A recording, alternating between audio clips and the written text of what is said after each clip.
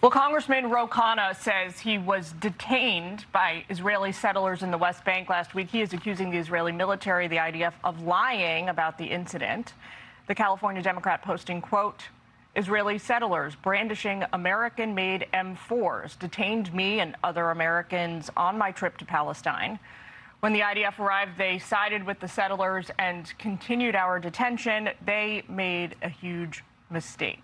The IDF, though, has a different version of what went down. They released a statement that reads in part, IDF troops were dispatched to the scene, quickly dispersed the Israeli civilians, and reopened the blocked road.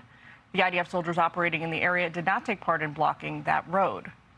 Congressman Khanna joins us now. Thanks for taking time with us, sir. Did you really not know that going into a restricted military area guarded by local security forces was going to result in your entourage getting stopped? It was not an area that was restricted by military. American congresspeople had been there before. We went with prior coordination, sir. If I could just finish, please, because this should be an outrage to any American citizen what happened. We were there seeing the Zanuda village, which Yanan Levy had destroyed, burned to the ground. Many American members of Congress had been there before. We drove up to the road, and these hoodlums with M4s circled our van. They started kicking the tires. They yelled insults. They said it didn't matter that we were Americans. And then the IDF came and they blocked the road. There's breaking news video camera released just this morning that shows those IDF officers siding with the settlers against the Americans. Many, even conservatives, have said, how dare they do this to an American passport holder, not just me, 4 Americans. And we need the arrest of these people who detained us, who threatened our lives. Congressman, it is disingenuous to call those local security officials random settlers. These are people who operate in the area regularly. Further, sir, I have to point out to you that other members of Congress have visited this area, but with prior coordination, we understand that your team did not do that. That's false. We had informed the Israeli embassy. The only reason our lives are saved is because of the excellent work of the American embassy. David Brownstein, who also can talk about this, had first told us just don't engage with these violent settlers. And we tell them you're on with the American embassy. They didn't care. They said, who cares that you're American? We don't care that someone's in Congress or a government official. He said to say that to the IDF. They didn't care. They were taking the side of the settlers who were detaining and threatening Americans over the side the Israelis, sir, say it was IDF officials coordinating with local security on the ground there. Here's just part of the statement. They can see the video. Let me read part of this statement, sir, from the IDF. Troops were dispatched to the scene, quickly dispersed the Israeli civilians, and reopened the blocked road. The IDF soldiers operating in the area did not take part in blocking the road.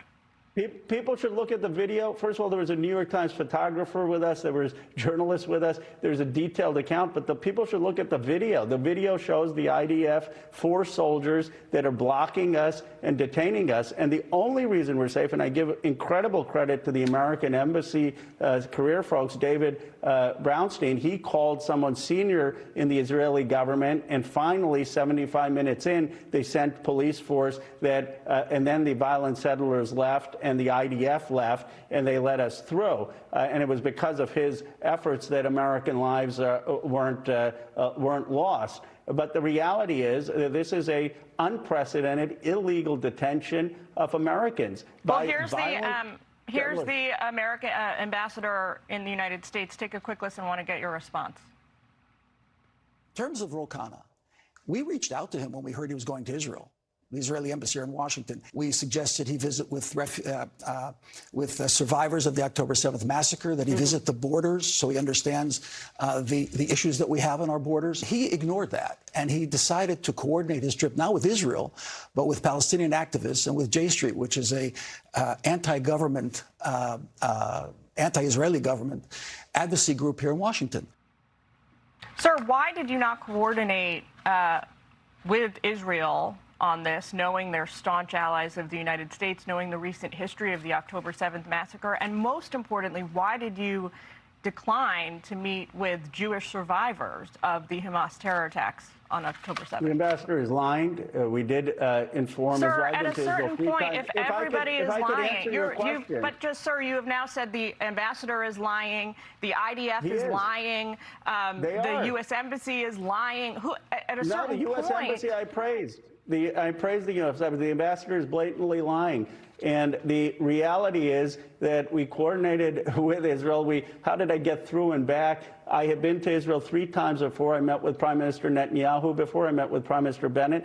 If you ask John and Rachel Poland, who lost their son, Hirsch, tragically, I was fighting for Hirsch's release as a hostage. I met with them many times. But I told the Israeli government that I wanted to go on a Palestinian-led trip to the West Bank because I had been to 3 trips to Israel. I had gotten Israel's perspective, and that this trip I was going to go to the West Bank for a Palestinian-led look for 3 days. They knew that. And the point is that just because an American politician wants to get the side of Palestinians, that does not give Israel the right to have violent settlers detain Americans with a passport, that gives Israel the right to have IDF detain us. It's not just me. I mean, Tucker Carlson and others have said that this is outrageous, that this is happening to an American citizen. I've traveled to China. I've traveled to Saudi Arabia. I've traveled all over the world. Never has this happened to American passport holders. And you may disagree with me on my ideology, but as Americans, we should make it clear no country I should don't be able to disagree with you disrespect on your Americans that way. ideology, sir. I have no skin in this game. It's a question of following the facts here. It's a question of listening to official statements from the government there. It's also the reality of going into what was a restricted area without any prior coordination. That is just false. We gave Israel a heads up, and Haaretz, the Israeli paper, said that the Israeli government is wrong. The oldest paper. And all I want people to do is watch the videos. They came out today. We have, sir. We have. And we've been playing them all throughout the segment, too, so that our viewers can see There's a new video that came out. There's a body cam video for 1 minute and 30 seconds by an Israeli citizen, Nadav Wyman, who came out, who shows that the IDF... we will take a look at that too, sir. We will take a look at that. But thank you for taking time with us this morning. Thank you. And every American should be outraged with what happened. Okay, Bill? Be sure to like and subscribe for all the Fox News latest on YouTube and catch full shows streaming now on Fox One.